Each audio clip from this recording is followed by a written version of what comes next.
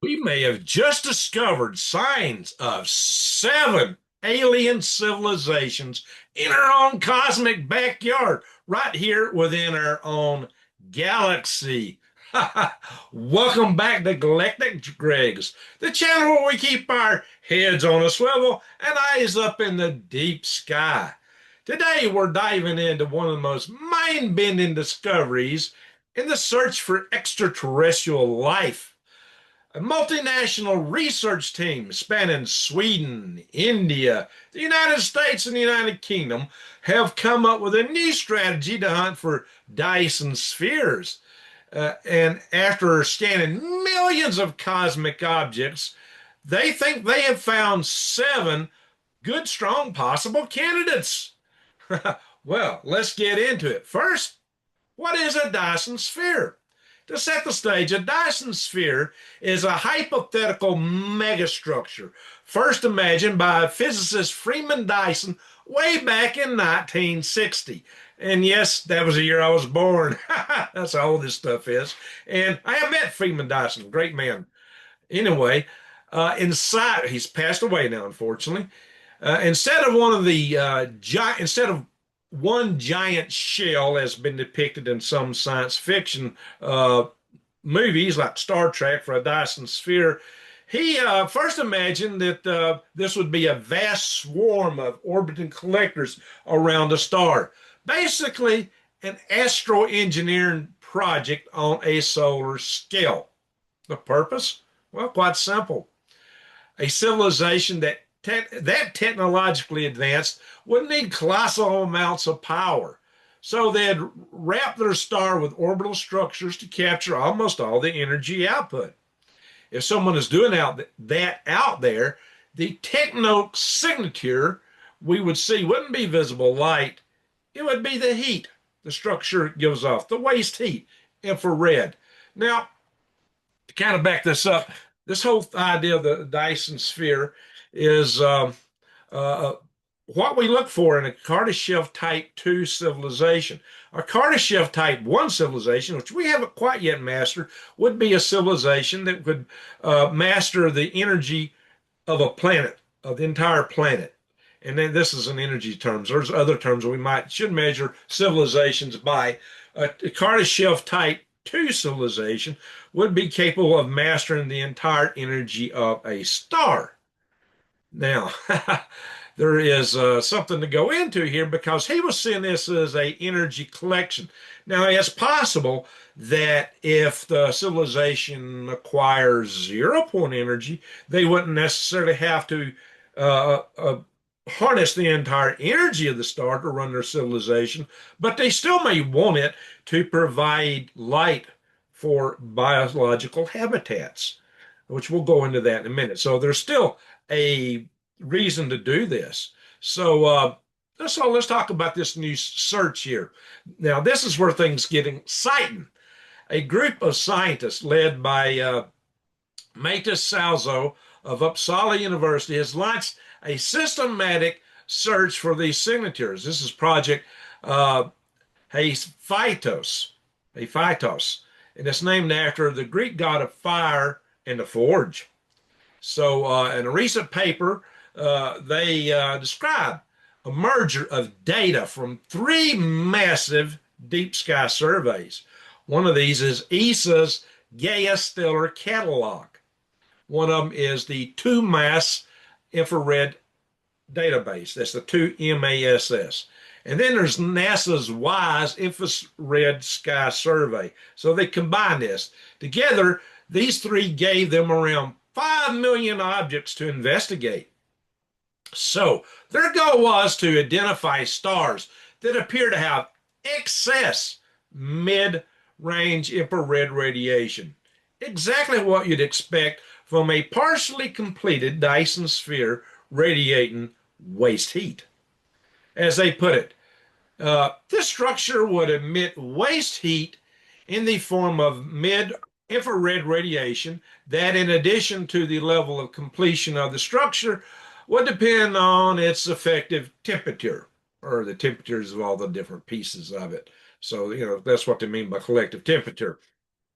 Uh, but of course, The universe is filled with natural phenomena that glow brightly in the infrared.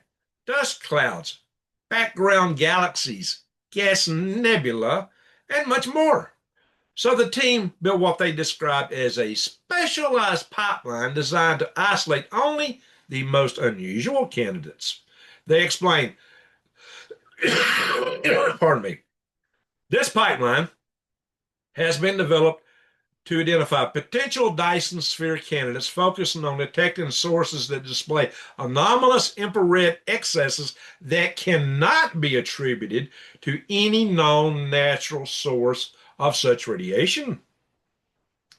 This pipeline flagged 368 such unusual objects. And then came the filtering. They're trying to filter out everything they possibly can. 28 turned out to be blended sources. 29 were irregular objects, and 4 were nebula related. Pardon me. And the proof, what they found after all that filtering, 7 objects remained. 7. According to the team, all sources are clear mid-infrared emitters and no clear contaminants or signatures that indicate any obvious mid-infrared origin, any natural one. So, are these really Dyson spheres? Pardon me, I've been really sick lately. Now, let's not jump to conclusions too fast. These researchers themselves caution that other explanations are possible. They note the presence of warm debris surrounding our candidate stars remains a plausible explanation for infrared excesses of our sources. But there's a twist. All 7 stars appear to be M-type red dwarfs, M-type red dwarf stars. And debris disks around these stars are extremely uncommon. That's why these objects stand out so sharply from the background. The conclusion? These 7 apparent M dwarf stars exhibit an infrared excess of unclear nature that is compatible with our Dyson Sphere models. The team recommends follow-up optical spectrography to figure out exactly what these objects are and whether they are indeed might be alien engineering projects on a cosmic scale or something else. But there's something they're not saying about this. That's even more interesting that I will address in my closing to this video. But first, let's have a look at what some Dyson spheres might be. So we're going to do a share here real quick. And we're going to look at Wikipedia real fast. And here's the idea of a Dyson sphere. A lot of objects around a star collecting the energy of that star. Now, Dyson first thought, well, they'd be just going after the energy. It may be solar power satellites or something collecting sunlight. And it could be. But then again, it could just be habitats that want to use natural light from the star to keep the habitats going. So there's other possible explanations. Now, this is Freeman Dyson himself right here. Let's just kind of walk through the images here. This is a notional Dyson sphere. Freeman Dyson himself. He's quite an individual. Okay, that's only 2 objects and pictures in this article. Very interesting physicist, very interesting man with a lot of ideas. He also worked on nuclear propulsion at one time for having a propulsion system built like a battleship that would spit out nukes to push on a pusher plate and make it fly. They actually did a test of that. We can go into that more in the future. But anyway, now he theorized that these things would form mostly around the trans-Neptunian objects around some solar system. And even though a solar system may not have a debris disk on the inside of the inner solar system, like our asteroid belt, although there are planets around these M dwarf stars, so apparently the debris got swept out earlier by maybe the energetic solar flares or star flares, those stars send out coronal mass ejections. But further out, it is still likely they would have things analogous to our Kuiper belt and Oort cloud from which to build in. And Freeman Dyson thought that these trans-Neptunian objects, rather than planets, were the major potential habitats for life in space. Why? Because there are several hundred billion to trillion comet-like ice bodies just outside the orbit of Neptune, the Kuiper Belt Oort cloud, within our own stellar system. Like I said in a previous video, you could have like 2 trillion space habitats from what we think is out there, maybe more, maybe more. So it's an area potentially very rich in resources. And this is the concept for the Bernal Sphere type space colony, which I said you can basically build one of these inside a comet. In my Dark Fortress concept video, talking about the Fermi paradox in that regard. And inside, you could have shirt sleeve life with rivers and lakes and trees and air. Very comfortable habitat. And this might be looking through the side window of one of these ideas. This was envisioned to be agricultural rings where you'd grow specialized crops.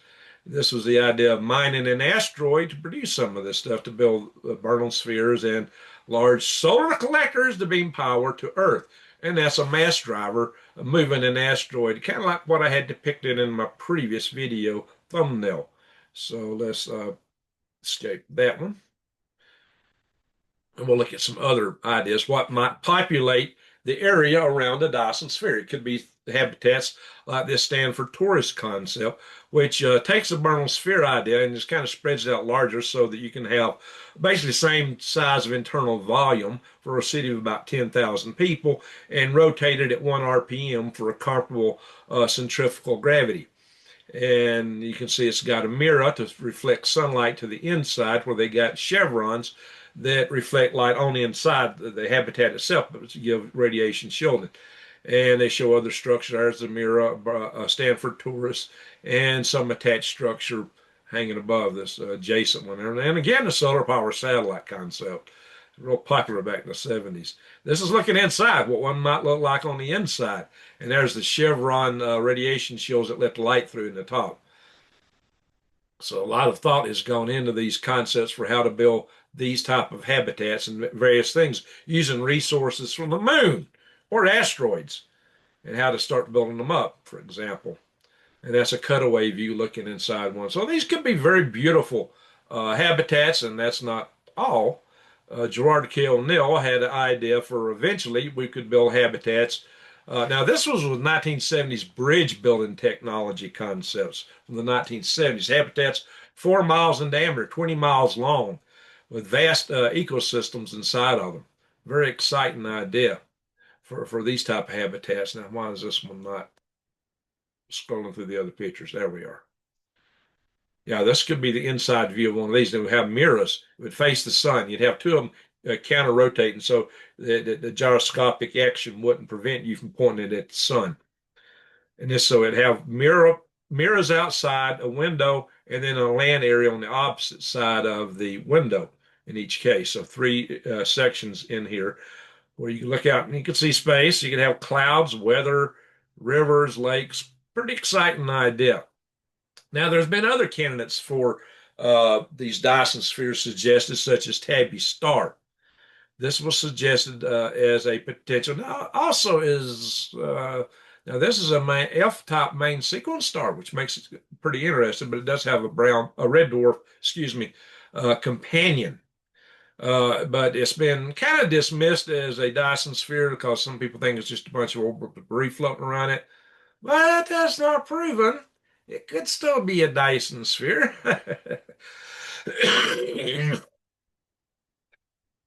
And this is the paper that we're talking about here with the conclusion. Say, after analyzing the NIR and MIR photometry of 5 million sources, we found 7 apparent M-dwarf stars exhibit infrared excess of unclear nature that is compatible with our Dyson sphere models.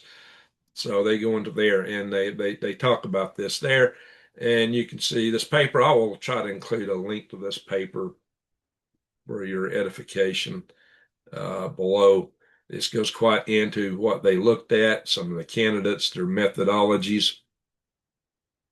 So it's quite an interesting paper. I guess that's their pipeline part of it. Anyway, so we're going to stop the share, and I'm going to give you my closing thoughts on this, which may be more thought-provoking than what we already discussed. So there you have it. 7 mysterious red dwarfs shining too brightly in the infrared, matching what we'd expect to see from partially built Dyson spheres. Are they alien megastructures, exotic natural systems that we don't yet understand, or a mixture of both? But what is it that they're not saying? What have they not said about this? Um, it is, here's the thing, it's highly unlikely for a technical civilization to arise from a type N red dwarf star. And why is that? One, they are very active with throwing out ginormous solar flares, much bigger than what comes out of Earth. Solar flares, CMEs, very active. It's probably why you don't see debris fields around them. And it's probably a stage they get to after the planets are formed. They already have some interior planets close to these stars, but maybe they're so strong they sweep a lot of this stuff out. Here's the other oddball thing about it is that those flares are so strong they could strip the atmosphere off of these planets. We've observed one flare just recently that if there were any planets near it, it would have just stripped the atmosphere completely off. One flare is so strong. So, our observation time is short. So over the period of the lifetime of a planet, it may be that none of those planets would have atmospheres. It's possible. We can't say that all the red dwarf stars, M-type red dwarf stars do this, but they are hyperactive with solar flares. And that also makes it very challenging for technological civilizations to get a foothold, to get started, because these would wipe out, technological devices like we use on an everyday. If one of these happened on Earth right now, forget about it. All our technology would be sizzling, be fried. The other thing is the planets around these stars, to be in the habitable zone, have to orbit very close to the star.